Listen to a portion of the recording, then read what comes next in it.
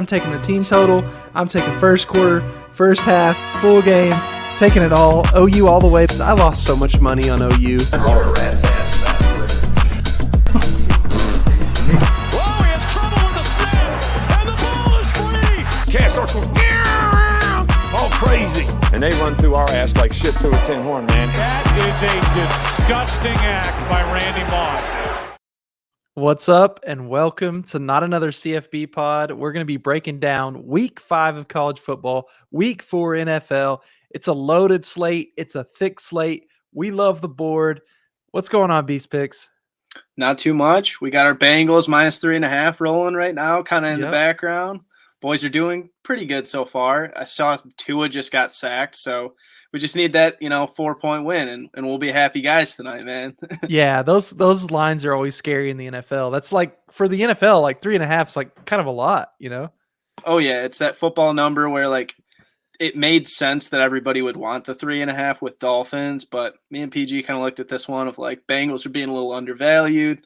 Hopefully we can kind of start the week off with a W, you know what I mean? That would be a great start to the week. I think for me that pick was just kind of, I don't know. I figured there would be more public on the Dolphins just because it's like one of those lines that, we've talked about it a number of times, but it looks wrong. But a lot of times Vegas knows what they're doing. So I'm kind of banking on that.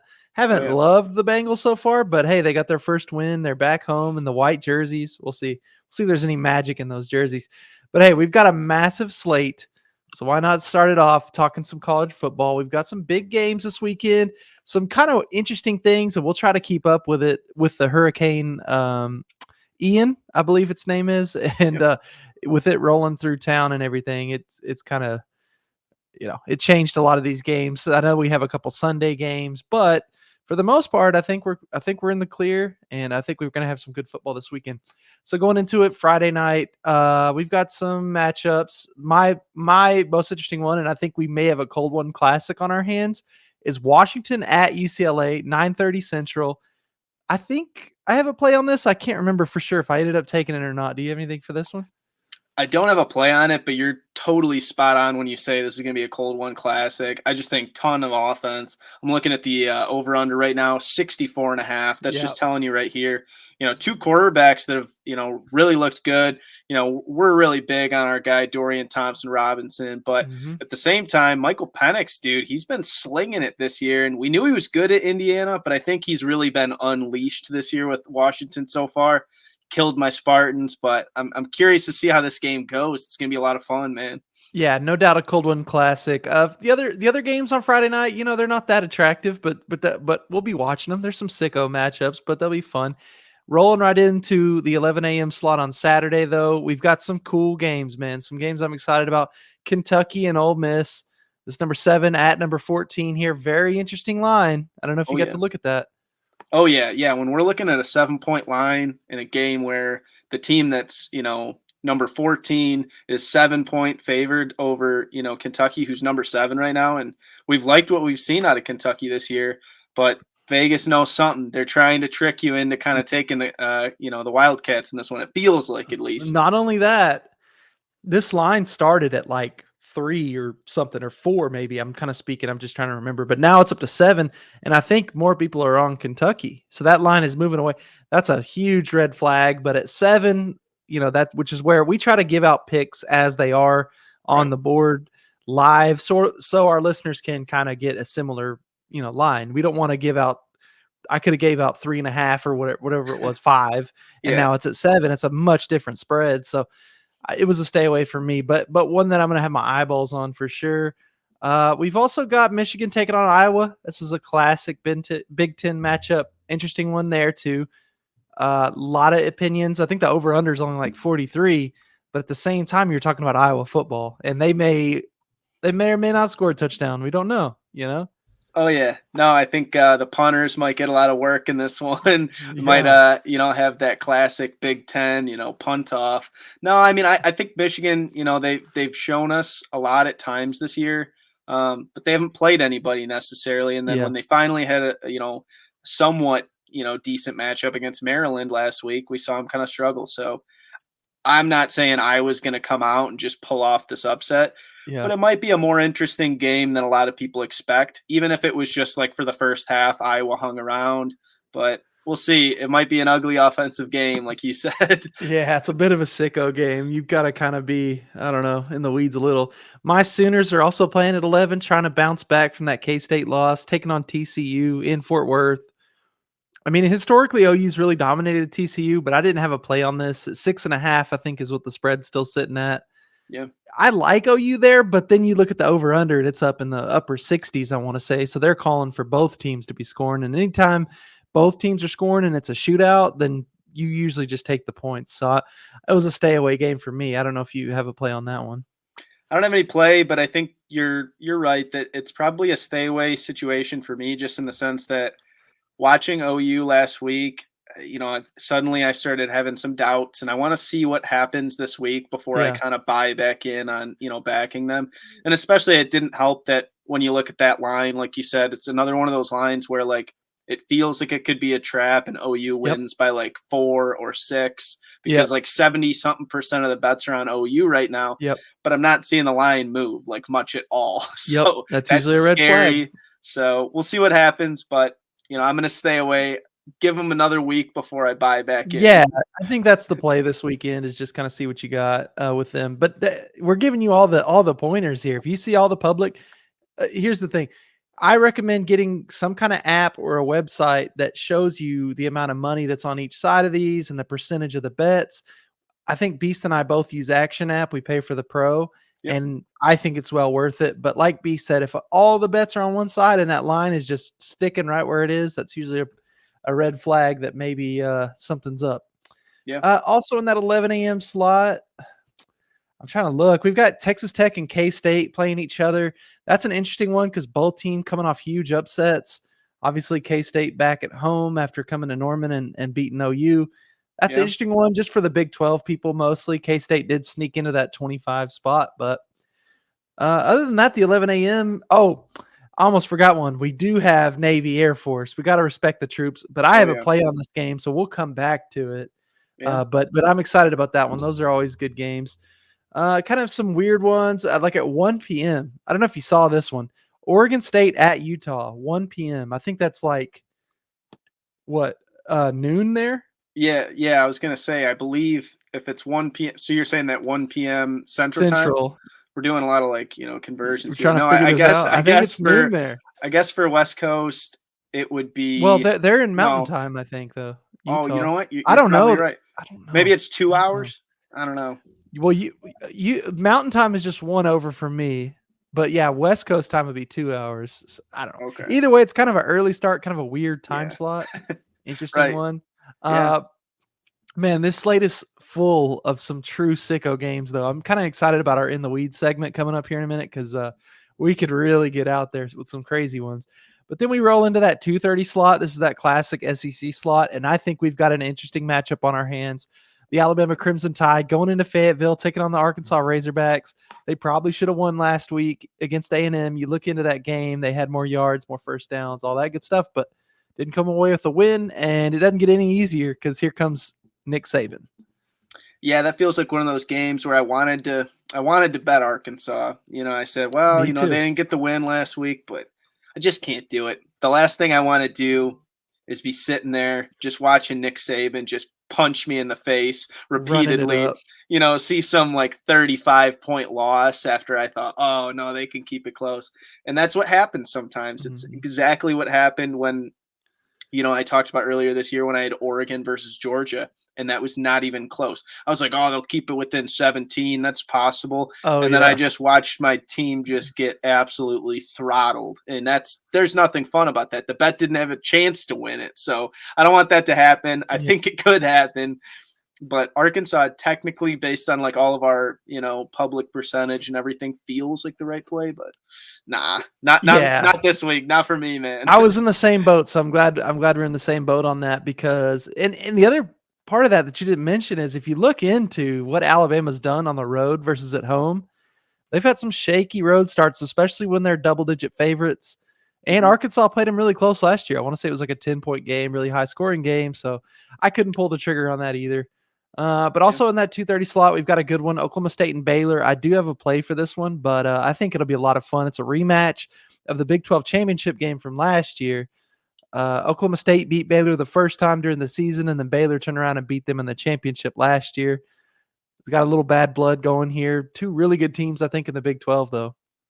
Yeah, it's going to be tough for Oklahoma State to travel down to Waco. But at the same time, OK State's looked really good at times this year. So is Baylor. Baylor obviously had, the tough loss to BYU. But, these are two teams that will be fighting at the end of the year for the Big 12. So it's as far as like a Big 12 fan, I would say that this is like a massive, massive standings game, Huge. Yeah, this is going to matter a lot down the line, the results of this one. We also have a good ACC matchup, a sneaky one not a lot of people are talking about, Wake Forest at Florida State in that 2:30 time slot. I think Florida State might be back, man. We'll see this week because this is a great test. If they really are back and they've really got all these, they got these Florida athletes. On paper, they really should beat Wake Forest, but Wake Forest, Sam Hartman, this offense, such a well-built team, sort of.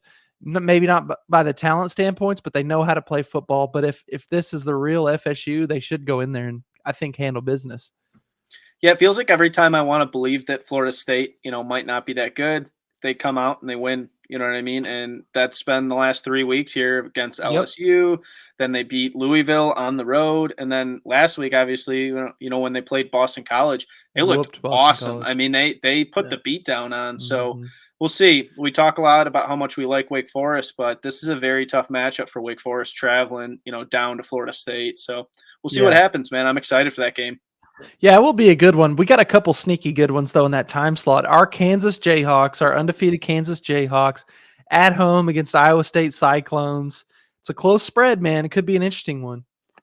Yeah, that's a game that it feels like, we've talked so much about Kansas. I'm concerned that they might be getting a little bit of overhype. Yep. But can they beat Iowa State? They might be able to still do it and then, keep this undefeated, this fun story going. Yeah. At some point, it feels like the wheels will fall off, and maybe that's just me like doubting Kansas as a program. But we really like our guy, Jalen Daniels. I mean, so we'll see what happens, man. Yeah, excited about that one for sure. I also wanted to give you a chance to talk about your Spartans, who are also playing in that 2:30 slot, taking on Maryland at Maryland. I think, man, the last I saw, the Spartans are 8.5 point underdogs. Man, I almost bet it, but like at the same time, we've lost 2 in a row now. Yeah, it's not looking great for Michigan State right now from like the win-loss perspective. But as far as them covering, I could see them covering 7.5, 8.5, whatever number you end up finding. I just don't think that, so when we talk about some of their matchups recently, like when they were playing Washington's offense is better than Maryland's offense, in my opinion. I think Washington was really able to air it out, and they just went right at Michigan State's secondary. That's, give or take. But Tully is kind of banged up right now. So I would say that offense on Washington was better. But for Minnesota last week, Minnesota's defense, dude, they're nasty this year. Good. Mm-hmm. Maryland doesn't have that. So I think that Michigan State, just from a scoring perspective, might actually be able to get some yards going, might be able to put up some points on the board. And when we're talking a 7.5, 8.5 point spread, if you can score, you might be able to keep this one close. Even if it was a 14-point game and Michigan State got some garbage time touchdown, they might be able to cover it, but I didn't bet it. You know what I mean? I think I gave it out as it could be a good upset, play for the college football show, but yeah, it's tough. It's tough, dude. It is. And I think if there ever was a Mel Tucker spot, this could be one, especially on the road. I always love coaches like Mel Tucker on the road more than at home, honestly, in a spot like this. So we'll see. An interesting one at 3 p.m. I think I have a play on this one. Texas A&M at Mississippi State. I think Mississippi State's a 4-point favorite. And I looked last year, Mississippi State beat them in College Station. Very interesting. It's always fun watching the Pirate himself get after it on the sidelines, and also any game at Mississippi State with the stupid cowbells. I mean, your TV is going to be ringing off the wall. It's kind of annoying, but you got anything on that game? I don't have any plays, but I'm looking forward to it just because I think it gives us a good opportunity of seeing where Mississippi State actually stands, because I actually don't know like how good they are, and I feel like Texas A&M's defense is a very good test to see. How's Mississippi State, Will Rogers? Like how are they going to be able to do? So we'll see. It's going to be once again a lot of great games that are probably like not your, prototypical top 25 matchup, Right. but that are going to be very good football games. Yeah, and like for example, that one's on SEC Network, so sometimes you Yeah. got to surf a little bit to find it. But there's always gonna be good games on. One habit I developed early on when my team's not playing, and it gets kind of later in that next slot, or maybe it's the early slot. I'm looking at either Action App or ESPN, just seeing where the close games are and going and watching that because that's always a fun thing to do. So let's roll into the later slates. We got to talk about Georgia at Missouri, 6:30 p.m. Georgia, kind of a bounce back spot from what you'd call a quote unquote ugly game versus Kent State, but they love to smash in these spots. Yeah, I wouldn't be surprised if they, laid that, 40, 50, point type score up on Missouri. And poor Mizzou. I'm not high on Missouri at all this year, and I'm definitely not high on them going into this matchup. So although I'm not going to be, taking that Georgia spread, I could see some dominating, just you know what I mean. So I wanted to take something. I looked at the full game spread. I think, man, it's not that much either. But when you take a spread that big, you're always looking at backdoor possibilities. But then I looked at first half spread, and I've gotten burned by first half spreads before when it's just like take the team is going to just win by 1 million. And then I looked at the team total over, and that was like in the 40s, and I'm like, you can't do that. So I don't know. I didn't really have anything on that, but I think Georgia will impose their will. Next after that, though, in that same time slot, man, this is a night game. NC State at Clemson. I think the weather's going to be decent. I don't think it may rain a little, but I don't think it's going to be like what people were fearing. Maybe it was going to be like hurricane type. It is going to be hurricane weather, but not the full force of it, obviously. So that one's interesting at Clemson this year. Right. We talk a lot about how much we like NC State's defense, but Clemson's defense obviously is great too. So I wouldn't be surprised if this game, especially with like how I'm looking at this total at 43.5, if it became much more of a defensive, battle where we see some like, at halftime, the score is like 13-10 or something like that. And we're just battling it out. You know what I mean? So I think it might be a fun game if you're somebody that, likes defense, which I'm all right with that. I'll watch a back and forth ACC matchup like that. Yeah. So we'll see. I hope that NC State can hang around just because I really liked them entering the year. I was a big Wolfpack guy, so I hope that they can do it, man. It's hard traveling to Clemson. Yeah, I've got to play on this. I won't say too much more. We also have West Virginia at Texas, which I have a play on too.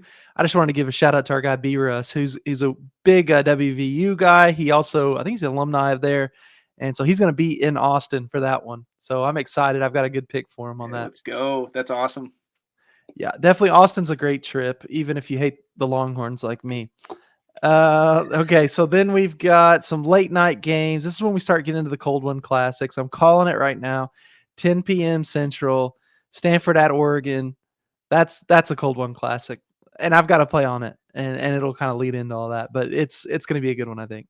No, I think that's going to be a great game. I'm excited to hear what you say because I might have to tail this one. Oh, yeah, you're going to have to. Cold ones are going to be rolling. I might have to tail PG. It's a late night game, It's going to be a fun game, man. It's going to be the last game on Saturday night. So let's go. We also have a couple stinkers in that late time slot. Colorado at Arizona. Many are saying is one of the worst Power 5 matchups you've ever seen. Although Arizona's a little bit better than they have been. Yeah. Our guy Jaden DeLora there. He's making things happen. Yep. Arizona State at USC. I didn't have a play on that. I kind of expect USC to kind of have a bounce back spot. Lincoln Riley does that, lays an egg like he did against Oregon State, and then all of a sudden they're scoring 65, and you're like, oh, okay, they're just fine. No, that's exactly how it goes. And for how bad USC looked last week, they had to have been upset. You know what I mean? Hey, all credit to Oregon State. They played a great game. Oh, yeah. But I know that Lincoln Riley is not happy with how that game went. And you'd think that this is the week where they kind of take that anger out on Arizona State, That's what I'm worried about. And ASU is really bad. So yeah. Okay, so we did mention a couple games that got moved to Sunday. So that'll be interesting. We've got Eastern Washington and Florida going off at 11 a.m. SMU, UCF at noon Central. both of those were moved because of the hurricane. I guess SMU UCF just not going to be on TV because that's a solid matchup. But ESPN's acting like it's not even on TV, so that kind of sucks. But That's wild. Yeah, no, that's not how it should be. They should. Do I know something. that's a good They one. got to figure something out. I for would us. tune into that, even though I'll probably definitely have NFL Red Zone on. Yeah, And we'll have to roll into our NFL talk here. But before we do that, I want to get in a word from our sponsor. Betcoda Sportsbook is a South Dakota owned and operated sportsbook located in the Midnight Star Casino in Deadwood, South Dakota, serving customers in the state. As you enter the Midnight Star, you are swept into the past with the grand staircase, stunning woodwork, and the elegance of the chandelier. They offer the best lines in Deadwood, so stop by and mention the Coda Sports Gambling Network to receive a free Betcoda t-shirt. Play responsibly, must be 21 years or older to wager. Gambling problems or concerns? Call 1-800-522-4700. All right, Beast, let's talk some NFL. You've been extra hot with the NFL. I had a good week in NFL too. I was in the green, and I may do the same thing I did last week, and this is a good tip for the listeners. If you hear or see Beast's graphic come out or hear his picks, I threw a bunch of them in a teaser. All the ones I really loved, I threw in a teaser. It was really like a no sweat teaser, man. And so you had a really good week last week. yeah, it was a great week last week. I think we ended up finishing 4-1-1, or in total we ended up losing the one Sunday night football game with San Francisco, which was kind of a bummer. But anyways, I mean, yeah, it was a fun week last week. I think this week's a little bit more difficult just because me and PG were talking before the show, and while there's a ton of games that are great from a watchability standpoint, it was a tough slate to kind of handicap. So. Yep. Probably not as many plays this week. Might end up adding some on. I'm sure PG will be the same thing where you might put a late play in, but right. But we'll see. There'll still be a couple games that we'll break down here, and betting side. Oh yeah. We're gonna talk games for sure. The lines are tight in the NFL. One thing I've really fallen in love with, and I don't know that it's a good thing, but in the NFL is pretty fun to do teasers. And if you don't know what a teaser is, basically it's like a parlay, but they move the line for you like 6 points in your favor, or up to, like, you can select, you could say 10 points in your favor. Now the odds aren't going to be as good as a parlay, but it's a lot of fun, and it's quote unquote supposed to be easier to hit because you think, oh, Bengals, +7 instead of -3.5, or what, however your thing was. And so it kind of deceives you. I've heard a saying that the only thing teasers are good for is teasing you, or something like that. But I've hit a couple good teasers here lately. So I did want to get in that Minnesota at New Orleans, 8:30 a.m. Central. That's because it's going down in London town. Those London games are always electric, man. They're just like the most random football games.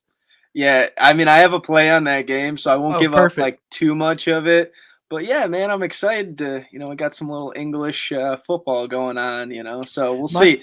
My favorite part about those English games in London and stuff is that the crowd goes crazy every time they kick it. I don't know if you've noticed that. Oh, I did not. I'll be looking out for it, though. Yeah, you can hear the crowd kind of get into the punts. Of course, now I think there's enough Americans at the games, too, where it's kind of not so much. But early on, like when the Jags would just play over there all the time, every time there was a punt or like a kickoff, the crowd would just go, whoa, like they do with the goalies for soccer. Gosh, that's awesome. It's great.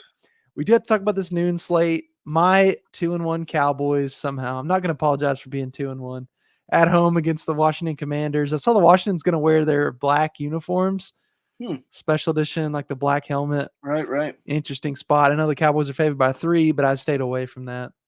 Yeah, this is the perfect example of, I think, like how I was kind of saying some of these games. That's going to be a fun game to watch.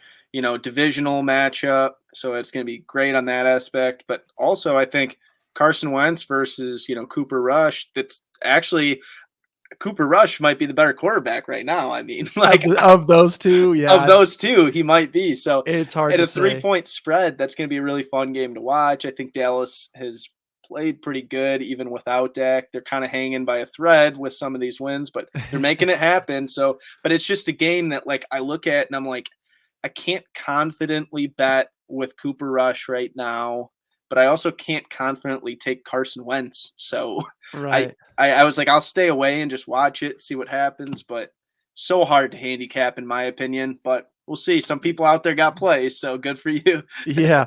And who knows? We may add them on, like we said. Another one that I wanted to do. So we got Seattle at Detroit. Yep. I wanted to take this over, and I still might. I think it's at 48 last time I checked. Yeah. So Seattle coming to Detroit, and we talked about Detroit's defensive struggles a lot, but I'm worried that Seattle will find a way to score some points. Maybe this is one of those Geno games where he plays a little bit better than he really is for a little, at least for a couple quarters or whatever. Who knows? I think if anything, I end up being on the Detroit Lions. I think they're -4 last I checked. That's just like we were talking about earlier. In the NFL, that -4 is a tough number. Yeah, I know the line was like 6, and then DeAndre Swift started getting Oh, announced right. that he wasn't practicing. So it sounds like he's not going to play. I'm not too concerned as a Lions fan because I got a lot of faith in our guy Jamal Williams and Yep. our guy from Hard Knocks, Craig Reynolds, who Yep. I really like. I think that they'll be just fine. They have a good offensive line. Like the running game's not going to be a problem. It's just about the defense and can they hold down, Seattle? Seattle shouldn't be good offensively in that game, but they might be. But Lions being at home, you'd think that 4 points, they should cover it with how good Detroit's offense has been this year. They should cover it, but anything can happen, man. Yeah, in the NFL, you literally never know. And I guess that goes for all football, really. But still, right, it's a little cliche. But we got some sicko games. We got some true sicko games. Chicago Bears at New York Giants. I got a feeling Chicago rolls in there and wins again. And then what's their record? 3-1. I mean, crazy. What are we doing? Crazy, man. So we'll see. We'll see what they can do. I don't know how much faith to have in Justin Fields at this point, but they're making it happen, dude. They just keep winning somehow. I don't know, and that this sets up really nice for them. New York's kind of bad. I mean, we saw them play Monday Night Football against the Cowboys, and not Cowboys at full strength at all. I know Cowboys were missing their entire left side of the line, the starting quarterback, obviously, wide receiver 2. And then a couple on defense, and I think I'm missing some guys on offense. And then they still I know the game ended up being somewhat close, but the Cowboys were a much better team. So I don't know. It's gonna be ugly. Our pesky Jags at Philly. I do have a play on this one. This is one of my NFL plays, but I think that's gonna be an interesting one. We saw how good Jacksonville looked last week. Looked like Trevor Lawrence maybe broke through, maybe broke that curse of him being so bad on the road. We'll see. Philadelphia rather is not going to be a very easy place to play. That's for sure.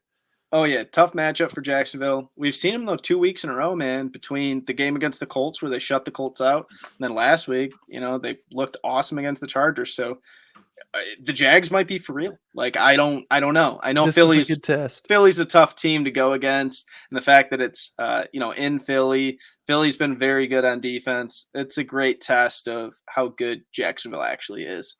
Yeah, so we should get another sicko game. New York Jets at the Pittsburgh Steelers. Woo, I don't know, man. I don't have anything for that game, but I definitely probably won't be tuning in. That's going to be that game on Red Zone that you only see 3 plays from the whole time, and you're like, oh yeah, I forgot they were playing at noon. Yeah. You'll be like, wait a minute, this is actually happening right now. I actually have a play on that game. Oh, good. Total sicko play, really, because like you said. It's an ugly game. I don't know what the total is, but it's not good.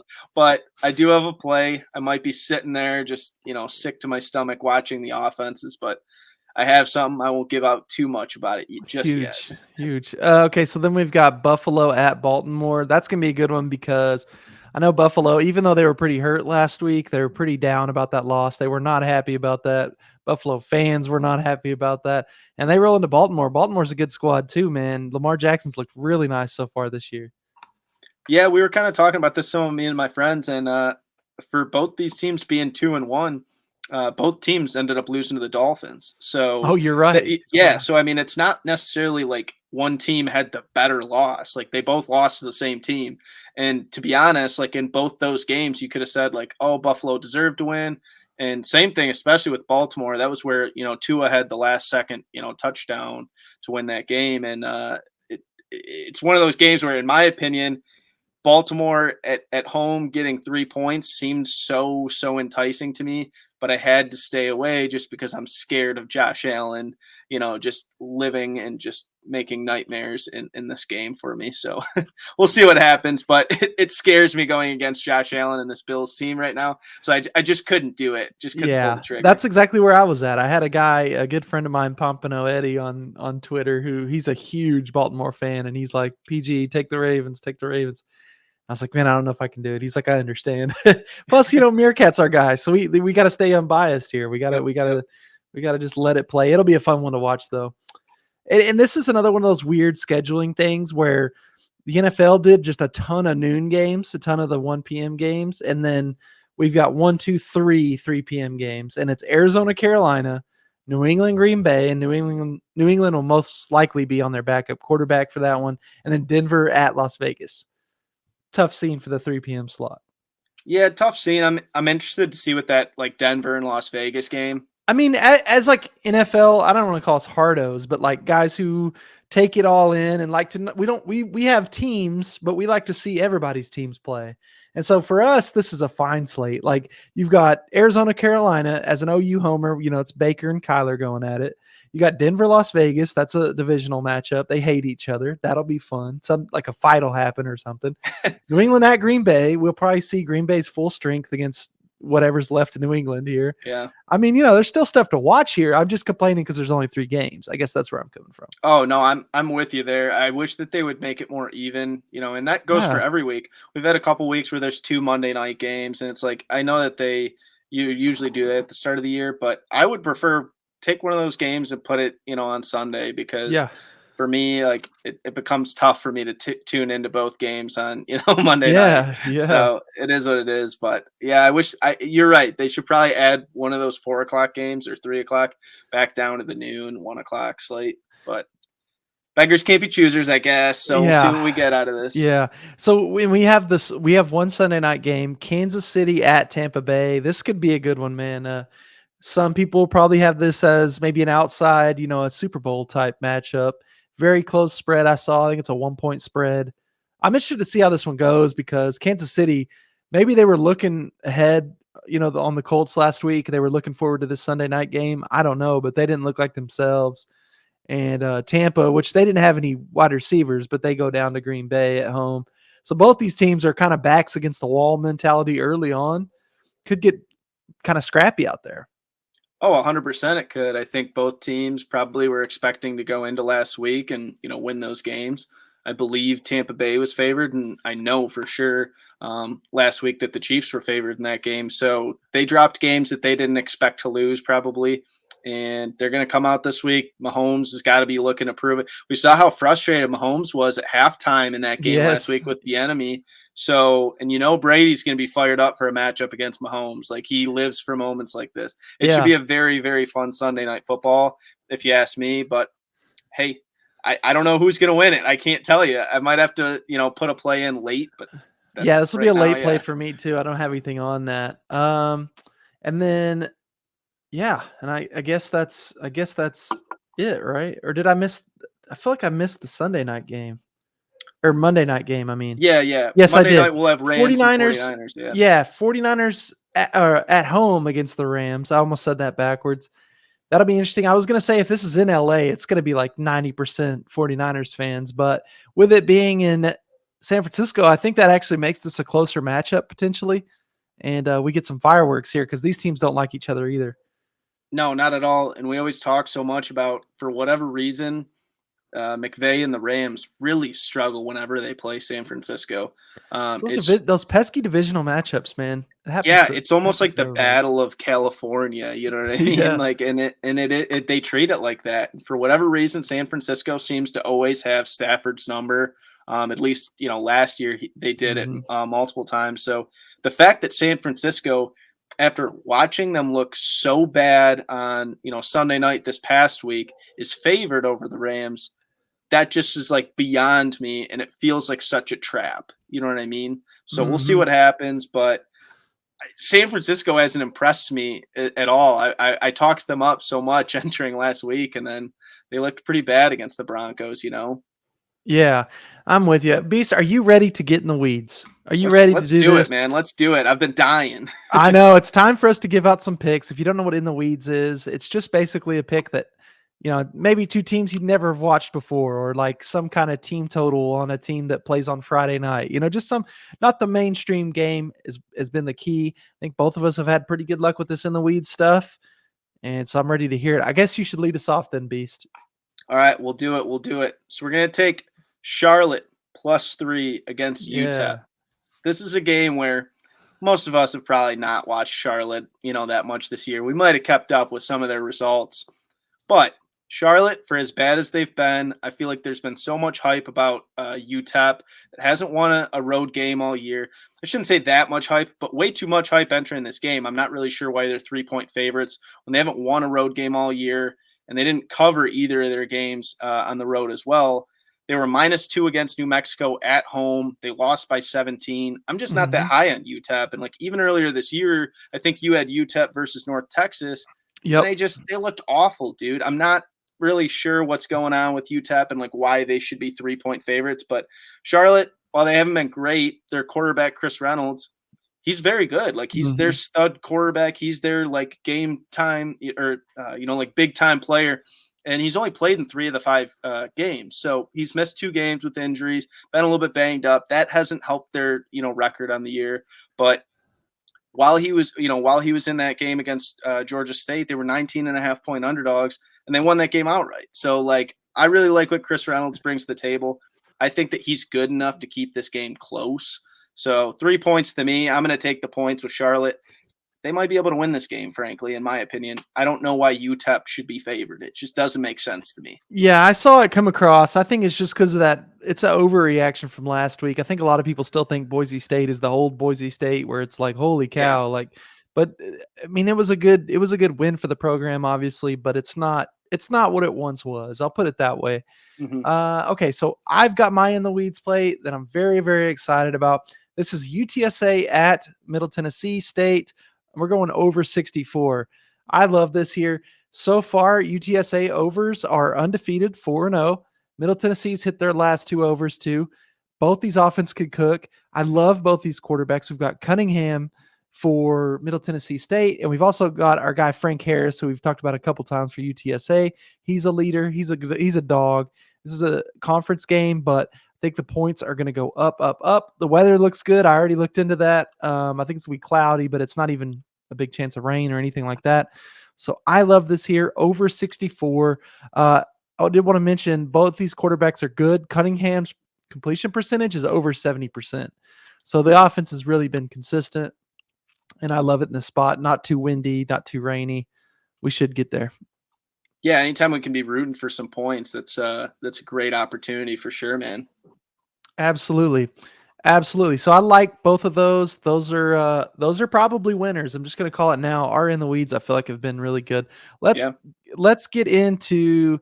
I got this kind of out of order. Let's actually do our money line dogs here. Is that possible? No. Yeah, it works for me, man. Let's do our money line dogs here because that's the order I wrote it down in. So, do you want to lead us off for this then? Yeah, I can. So right.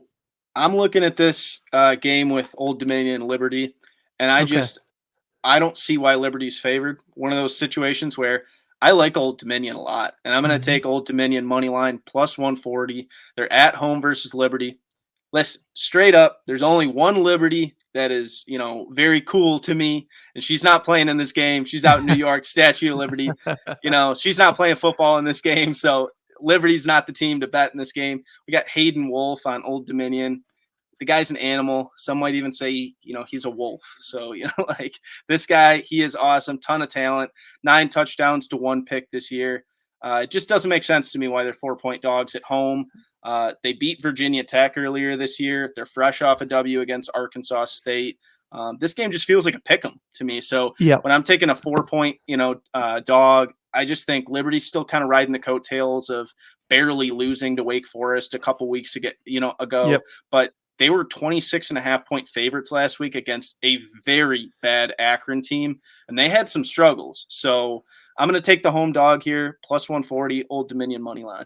No, I like that, and I think I'm going to tail that too because I heard some extra things about Liberty. This is their 3rd-string quarterback now, I think, that's going to be playing, and so it's all bad for them. And they're not the same Liberty they were last year either. Kind of just a different squad. So I like this. Old Dominion's been a scrappy team early on. So here's mine, and I'm going to the NFL for mine. I want the Tennessee Titans on the road. This is a plus 165 taking on the Colts. This is a divisional game. I just think this is good value. Matt Ryan, I know that they went up there at home and beat the Kansas City Chiefs, and everybody's all excited. You go back and look at that game, it was a mess. There were like muffed punts, fumbles, turnovers, all this stuff, and they still barely squeaked out a 3-point win. They did not get Kansas City's best shot, but it is a good win for them. You look at Tennessee Titans, they did pick up their first win against the Las Vegas Raiders. Las Vegas Raiders. But at the same time, I have more faith in this offense. Tannehill, I like more than Ryan. I like Derrick Henry. I mean, Derrick Henry, the tractorcito himself, he's not afraid to run anybody over. You're also looking at Vrabel in an underdog spot. This is an underdog type team. I love where they're at, backs against the wall. This is a huge opportunity for them to get a win in the division, get back to 500 and start that winning football. Still got a good defense. The thing that concerns me, there's a lot of guys questionable, but that's kind of the norm in the NFL now. Everybody's basically questionable until game time, and then everybody's playing. So we'll see, but I like Tennessee. I like this defense. They'd get things rolling here. Plus 165 on the road in the division. I think it's a 3-point spread or so. But I like Tennessee's chances. I think Matt Ryan just might be washed up. And if he has to come from behind, that's trouble. Yeah, we can't forget that just 2 weeks ago, the Indianapolis Colts got shut out by the Jaguars. So this team's, they had a big win last week, but one game's not everything. So I like that play a lot, man. Well, that's good. I am going to put us in the best bets now because I think it's time. We've got a bunch of plays. I know I only have one NFL play, but I've got quite a few CFB plays, and I think Beast is around the same. So yeah, very excited about this one. Why don't you lead us off? All right, we'll lead it off, man. We're getting into the best bets here. We're going to take Utah minus 10.5 at home versus Oregon State. This is a game where it feels like it doesn't make sense to the public because everybody saw how good Oregon State played last week against USC. So it's the perfect overvalued versus undervalued spot. Everybody saw how good Oregon State played. Mm-hmm. And people aren't really respecting Utah still just from that loss to Florida. People just can't get it out of their mind. But since that week 1 loss, Utah has won and covered 3 straight games, blowing everybody out. They've won with an average winning margin of 38.3. Now, granted, a lot of that was helped by a 70-point, game they put up on a very, very bad school. But regardless, they've been blowing out everybody. Right. I want to say every win has been by 21 plus. So Cam Rising's been great in the last 3 weeks, 9 touchdowns to 1 pick in the last 3 weeks. 10.5 seems like such a high number. And the public is just going to overreact to how Oregon State played. Perfect spot, buy low on a Utah team that it makes no sense to me, why they're, not getting this respect. This is a game where entering the year, I probably would have expected it to be a 14-point spread. But just because of that that loss to Florida, we're not getting that line. 10.5 feels like so much, but it's not. I feel like Utah's whole thing is, their defense will smother you. Cam Rising's getting the ball moving right now. I think this is a 14, 17-point type win over Oregon State. And I just think that being at home, Utah's going to have even more advantage. So I like it a lot. I think that Oregon State's probably just a little overvalued, in my opinion, frankly. Yeah, I like it, man. I saw that too. I like Utah in that spot. I may have to tell you by the time Saturday rolls around. My first pick, Beast, it's time to respect the troops. We're going right into Navy versus Air Force, and we're taking the under 37.5. I want to tell you, Service Academy unders are 41-9-1 in the last, 51 games. This is you just hammer this under. You don't even watch the game because it's going to be gross. The only issue I don't even have a long breakdown here. I'm a little worried that Air Force just blows the doors off of Navy because Navy's pretty bad and Air Force is very good. But at the same time, these teams practice against the triple option every single day. They know how to stop it. Both teams are obviously running the ball a lot. The clock's running a lot. Bam, we hit our under 37.5. That's what I'm going with. I like that a lot. I think that you're right. I think that, these Service Academy unders seem to always be the play.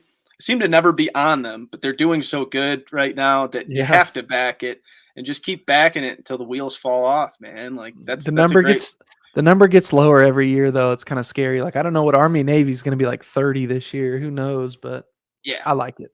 No, I like it a lot, man. So we're going to go to a game that I probably could have put under in the weeds, but there's plenty of games like that this week, as we mentioned.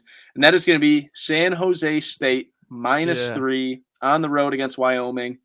This game, it's always tough when we have these games where we're betting on teams traveling to Wyoming, because we always talk about like how, it gets really weird when you have to travel to Laramie and, things happen. Wyoming seems to always play better, but I don't think that matters in this situation. I think that Chevan Cordero, our guy that we loved at Hawaii last year, he transferred to San Jose State, and he's been doing awesome. I mean, he's been tearing it up since he left Hawaii. They just massacred Western Michigan last week. They played really hard against Auburn 2 weeks back. They kept it within a score. I was really impressed by that result, considering Auburn's an SEC team. Meanwhile, I know Wyoming's had like their upsets, at times this year, but they stink in my opinion. And I don't think that they show up in this game. I don't think that they can keep up and score with Cordero and San Jose State. And we can't forget that not San Jose State, but Chevan Cordero last year while he was on Hawaii, he shredded this Wyoming team for 323 yards passing and 86 yards rushing. They won that game 38-14, and Hawaii was not all that good last year. I'll be honest. Like, Cordero was running that team. I think that they just absolutely run the score up on Wyoming in this one. -3 feels like a gift. I think that this is just one of those games Wyoming cannot hang around offensively. I like it. Laramie, weird place to play, but I saw you on that. I almost made it one of my plays too, but I knew you'd break it down perfectly. So I'm probably going to tell you on that one. My next one, I've got Oklahoma State at Baylor. I want the over 56.5. These are much different teams that played last year. I know last year, if you look at that Big 12 championship game, it was real low scoring, very defensive. Both these teams lost a ton on defense. They got a lot better on offense. So far, we've seen the best version of Spencer Sanders through 3 games. Now, they've only played 3 games, and they're kind of bum teams, so it's tough. But I just want to show you this. This is the average offense. This is how many points per game they're scoring. Oklahoma State, 51.7 points a game. Baylor, 40.5. Obviously, I don't know if either team hits that number. I don't know if they even really get that close, but I think both these offenses are capable of scoring. You got Blake Shapen, you got Spencer Sanders. Both been playing good football so far this year. I want the over. It just feels like one of those classic Big 12 spots where it's just kind of up and down the field, even though these teams are kind of probably better known as defensive teams. I think they may change your mind. I think you're going to see some good offense here. Going to be one of the best games of the weekend, so I might have to tell you, just because I know I'm going to be watching. I'm going to be watching it. I'm going to want to have a play, so I might have to go, jump on that one with PG. Absolutely. So I'm going to take a game here that a team that they haven't been great this year, and that's going to be Nebraska. We're taking Nebraska -5 at home versus Indiana. Shout out our guy Corey. I think this is the week where they finally get some things going.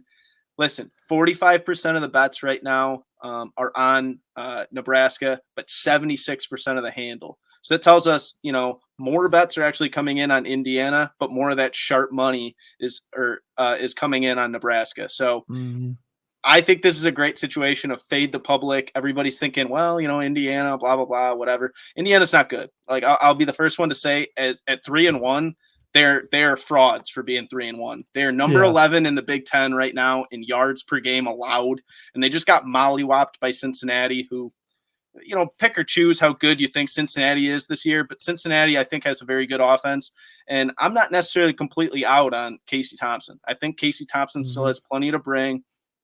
Indiana's got to travel on the road in a night game in Lincoln, which is going to be kind of a tough environment, in my opinion. We always know that it's still going to sell out, is what I was going to say. Like, even though they're not good, it's going to be a full stadium. Oh, 100%. Like, even when they are bad, they always seem to bring the fans. So this is one of those games where Nebraska has had 2 weeks since that OU loss. So they had 2 weeks to prepare. And Mickey Joseph, you might have these guys kind of fired up, prove ourselves type game. Everybody just saw you 2 weeks ago get absolutely embarrassed by Oklahoma.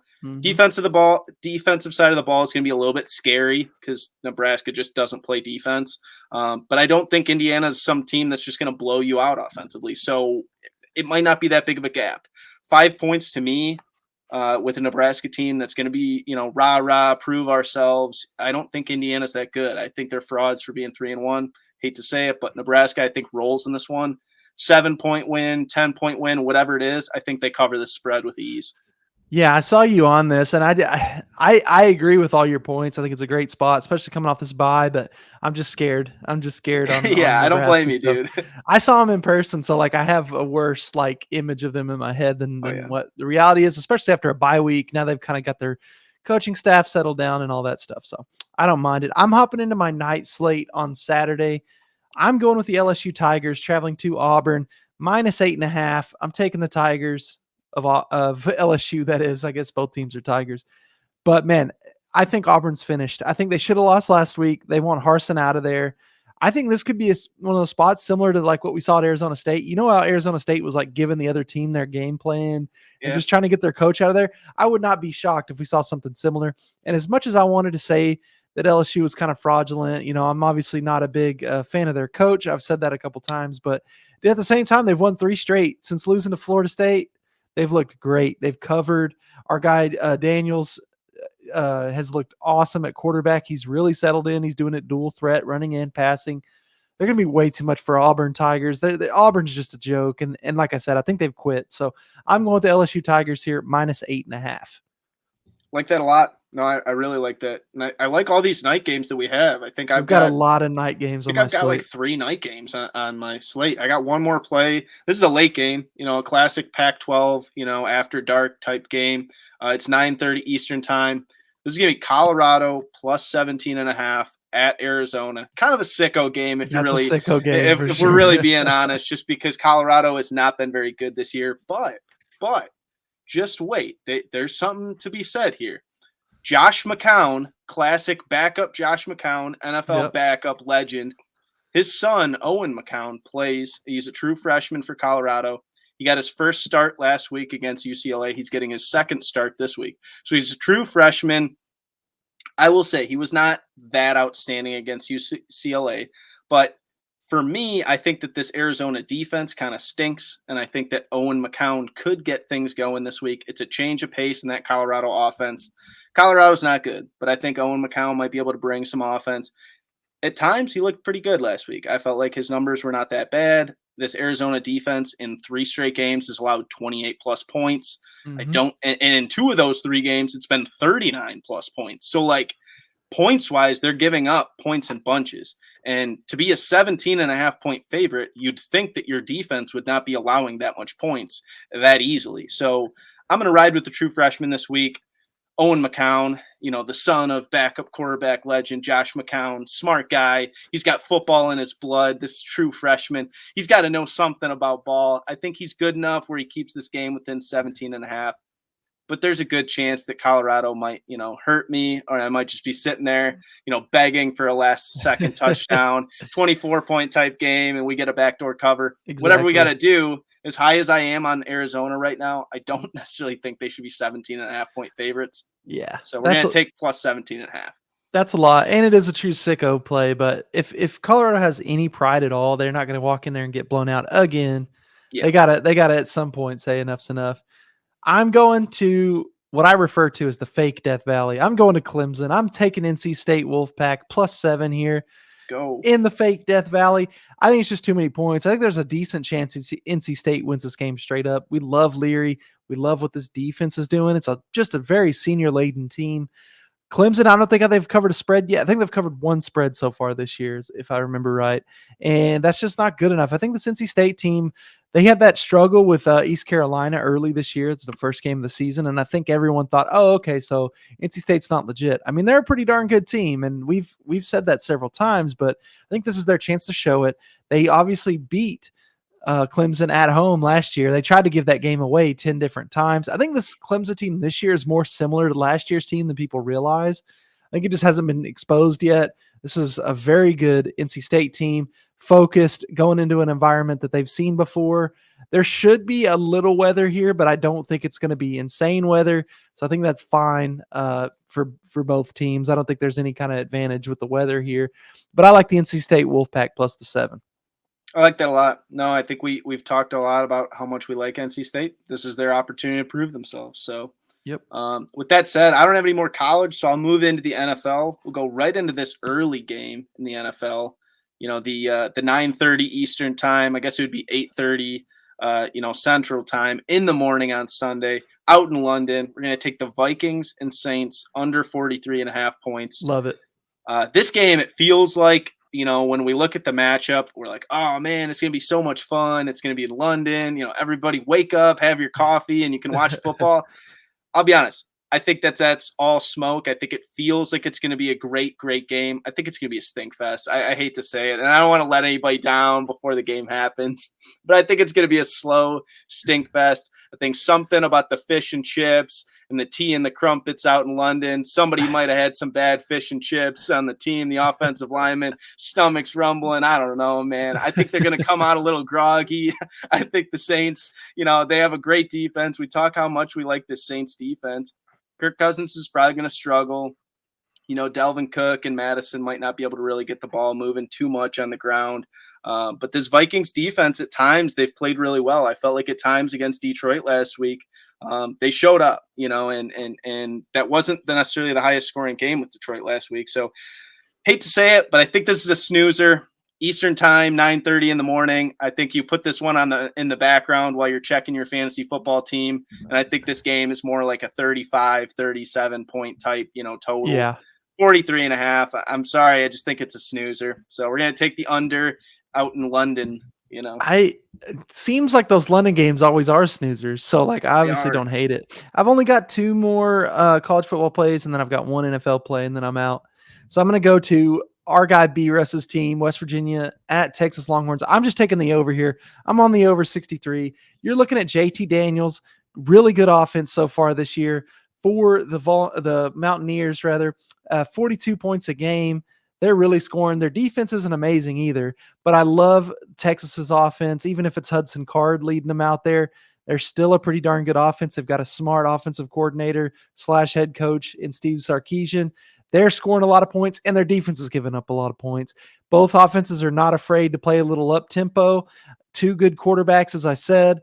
I love this over 63. I think this ends up in the upper 70s even, so I may even take an alt over at some point. But I'm also just cheering for points because I know our guy B-Russ will be there, and he wants to have a good time. So hopefully we get some fireworks in Austin.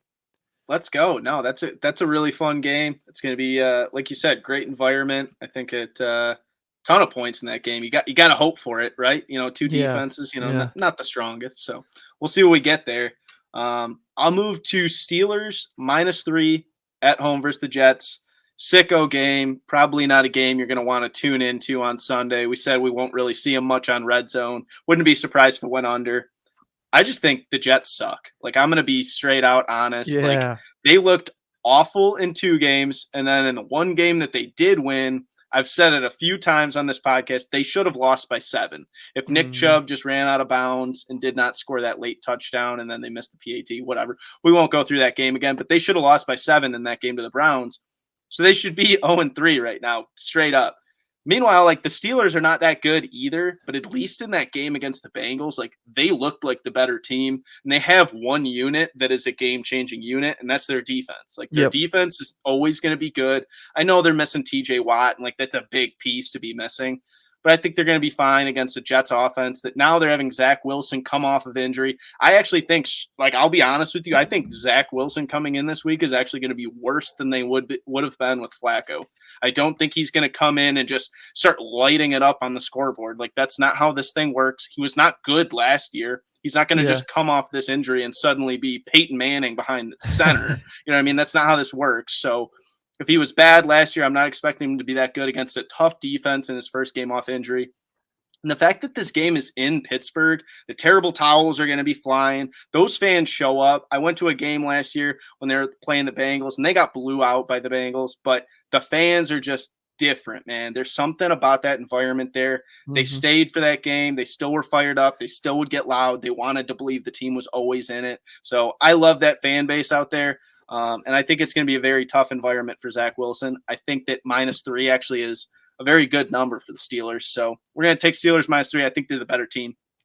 Yeah, who knows? We may see Pickett in this one too at quarterback. Who knows? Right. Yeah, they haven't announced anything, but I've heard they're thinking about it. Even if Trubisky started, if Trubisky started and he was like booty, they might bring him in, Exactly. So Exactly. Okay, so I'm doing my last college football play here. This is the Cold One Classic, Stanford at Oregon. I'm going over 64. So there are a couple key stats here. First off, we know these offenses are pretty darn good. Both these defenses are giving up 30 plus points a game. But then if you dig into really the advanced stats, I'm getting in big brain mode here. Oregon ranks 127th at defensive finishing drives, and Stanford, they're just a good running team. I mean, they're going to get in the red zone. I think Stanford's a top 10 in the red zone too.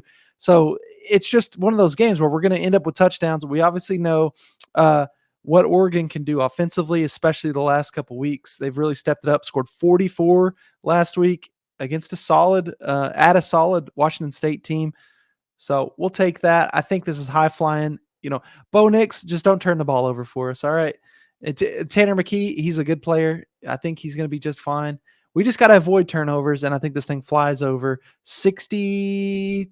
I wrote down 64, but I'm seeing the number closer. I haven't bet it yet, so closer to 62.5. So that's great if it's moving that way. I love that. So we'll see. Should be good weather. A night game in Eugene, Oregon, always fun, and it's the Cold One Classic. So we got to root for points. Cold One Classic, gotta love it, man.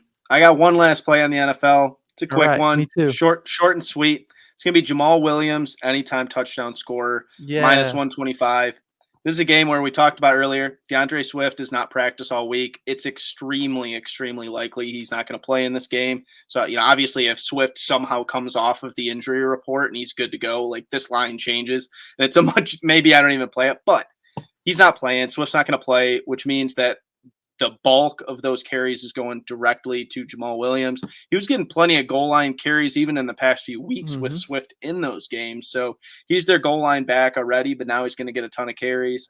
Plenty of reason to believe in a game against Seattle that Detroit should win and should have no problem moving the ball, that there's plenty of goal line carries, but we could also get a receiving touchdown. Like we might even get like a little screen pass on like the red zone 20 and he takes that in. Like that could happen. So anytime touchdown score, minus 125, there's just too many carries going to him for me to not take it. Yeah, I like it. We like him. He's a good dude. He's the real one. And so I'm going to tell that. I'm going to tell that because I love our Lions. Another team that we've kind of adopted here, this is the NFL. We're taking the Jacksonville Jaguars plus 6.5, and I may even buy this up to 7 at the Philadelphia Eagles. We know what the Jags have done the last couple of weeks. Trevor Lawrence has looked better and better as we've gone on. I think at some point Philly's going to have just one of those games where it's like, okay, they were still good, but there's some like little bit of question marks here. That could be here. I mean, who knows? Jacksonville has a really good defense. They've played good football. We saw what they can do on offense when Trevor Lawrence is going. I think he gets it going here again, and they just keep this close. I'm not even calling for a straight-up upset, but I think there's a chance of it. Pesky Jags plus 6.5, may buy it up to 7, but I like the Jags here. Let's go. Love that. I think, like we said, man, our guy Trevor Lawrence, he might be finally here. Like that might be him, dude. Like yeah, he could be him. Okay, so let's do it. Let's get into the pod parlay, our last section of the show, and I will let you lead us off here for the pod parlay. All right, so for the pod parlay, I'm going to hit you with the play that I talked about a lot earlier, and that's going to be San Jose State -3. Talked about how much I like Chayvon Cordero. He's been tearing it up for them so far this year. Thought he played so good against Western Michigan last week that I just had to make a play on that game.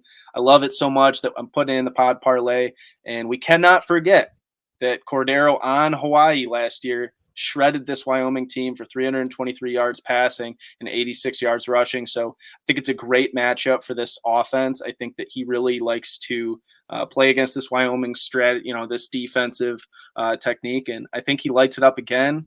And I wouldn't be surprised if we saw a similar score like that, where it's like 35-10, something like that. -3 feels like nothing to me. I am so excited about my play. I'm sticking with the same strategy. We should have noted before we started this, the pod parlay is officially in the green plus money. We've hit 2 weeks in a row now. Yes, sir. We're going for 3. That would be huge. We're going to play that up. But I'm taking the Kent State Golden Flashes -11.5 at home, taking on Ohio. Ohio's a joke. They are so bad. They gave up, let's see, they did beat FAU in a close one, a 3-point game in Ohio. That was a good win for them. Then they lose to Penn State 46-10. They lose to Iowa State 43-10. Then they play Fordham at home, and they beat Fordham 59-52. They barely beat a pretty bad FCS team, a team that probably hasn't scored 52 points in a very long time. And you look at what Kent State's done. Okay, sure, they've lost all. They're 1-3, but they've lost to OU, they lost to Washington, and they lost to Georgia. They covered in 2 of those 3, and then the other one they played a FCS team and beat them 63-10. So I think Kent State, they're ready for this Max State slate to start because they've just went through the gauntlet in their out of conference schedule, and now they put it all over Ohio. I think Ohio stinks, and Kent State's pretty darn good. Minus 11.5. I love this here. That puts our parlay right around 270, like it always is, 263, something like that. Yeah. Bam. If we hit 3 in a row, man, we got to go nuts. Oh, if we hit 3 in a row, there's no reason that your mom, your grandma, your brother, your cousin, your step cousin, whatever, should not be following this podcast right now. Boys have been hot. I don't understand, why you wouldn't be tailing our plays at this point, especially the pod parlay. If you do nothing else, we've been winning, bets. So I'm excited, man. I think we can do it. I think we can hit 3 in a row for sure. I've got good vibes, and it's going to be a great weekend either way. Tons and tons of football headed our way. We want to thank everybody for listening. Be sure if you're on YouTube, you hit subscribe, hit that thumbs up button. If you're on Spotify or Apple Podcast, make sure to rate 5 stars. It really does help us a lot, puts us in that algorithm and all that cool stuff. But we appreciate all you guys, and we'll catch you on the recap show Tuesday morning. Peace out. Yes, sir. See you guys.